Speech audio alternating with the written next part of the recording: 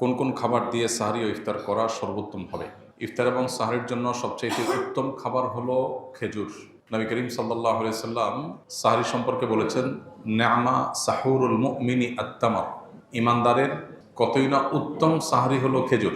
তিনি ইফতার করতেন সাধারণত খেজুর দিয়ে, এবং যে খেজুর দিয়ে তিনি ইফতার করতেন সেটা ছিল আধা পাকা আধা কাঁচা।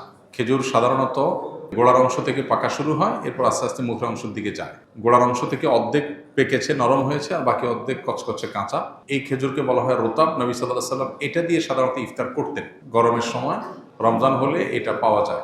এটা যদি না থাকতো তাহলে সরাসরি সাধারণ যে খেজুর সেটা দিয়ে তিনি ইফতার করতেন, পুরো পাকা খেজুর দিয়ে ইফতার করতেন। অতএব ইফতারের জন্য খেজুর হলো সবচেয়ে উত্তম আইটেম, কিন্তু এটা জরুরি কোনো জিনিস না, আবশ্যক কোনো বিষয় না যে ইফতারের জন্য খেজুর হতেই হবে, খেজুর ছাড়া ইফতার হবে না এমন কোনো কথা নেই। কেউ যদি বড়ই দিয়ে ইফতার করে রোজা হয়ে যাবে। কত মানুষ দামি দামি খেজুর দিয়ে ইফতার করে কিন্তু তার রোজা আল্লাহর কাছে কবুল হয় না। আবার অনেকে হয়তো সামান্য এক ঢোক পানি দিয়ে ইফতার করেন, অথবা অন্য কোনো খাবার দিয়ে ইফতার করেন, খেজুর কেনার সামর্থ্য নাই, কিন্তু তার রোজা আল্লাহর কাছে কবুল হয়ে গেছে। এই জন্য রোজার সাথে এই ইফতারের আইটেমের সম্পর্ক তেমন গভীর কোনো সম্পর্ক নাই। তবে হ্যাঁ, সামর্থ্য যখন থাকবে অনেক কিছুর, তখন খেজুরকে আমরা অগ্রাধিকার দেব সুন্নাহ হিসাবে নবী সাল্লাল্লাহু আলাইহি ওয়াসাল্লাম।